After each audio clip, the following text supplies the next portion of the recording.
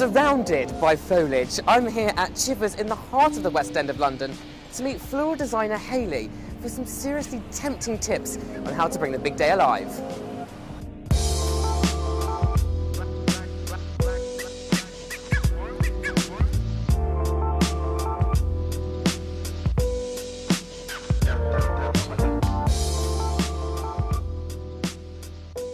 Hayley, first of all, welcome to Wedding Breakfast.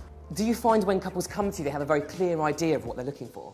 Some brides do. They've got a picture in their head, I think, of exactly what they want. But sometimes we have to work together and get to know each other, and then we end up coming to a conclusion together. Where do you start when it comes to actually picking the flowers and the displays for the actual big day? We'll ask them about their style of dress and what they're wearing, where they're getting married. If they're having a sit-down meal, we'll ask them about how many people around the table. For example, because you don't want nothing too high or nothing too low. If the room's big, you want something that's going to make an impact. You want a focal point. We've just put the green in for now, and we're going to put the flowers in. So first of all, we'd start with the mimosa. And we've got these flowers, which is a mini gerbera.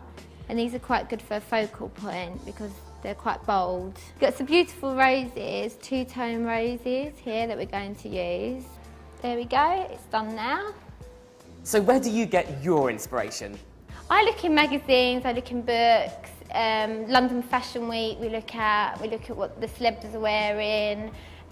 We go to the market once a month. I personally go once a month to see what's in season and what's popular. Okay, we're going to make a bridal bouquet, a little posy. These are peony roses. This style is very much compact, it's very French compact. The whole thing about a posy bouquet is to rotate the stems. We just tie to keep the flowers all nice and tight. And then we'll just tie the ribbon on. What would you recommend if I had wads of cash to spend on the big day? Oh, I'd say go really over the top and have candelabras and front facings and loads of buttonholes for all the guests and corsages for everyone. And what about the smaller budget? Maybe go for just the bouquet for the bride and one buttonhole for them, and maybe instead of having table arrangements on the table, maybe think about scattering petals. You don't always have to go over the top. We can always find, a single flower in a vase has a good impact as well. Okay, I've chosen this yellow rose to use. We've also got some rosemary and we've got 3 ivy leaves. And we're going to have to support the rose, because obviously it's going to be out of water for some time. Then we can put it all together. Start with the rose, then we put the rosemary.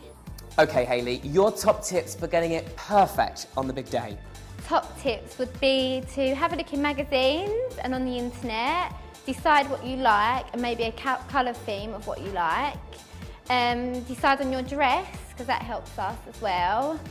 And decide if you want to go large on the flowers or if you want to go on a smaller scale. Hayley, stunning.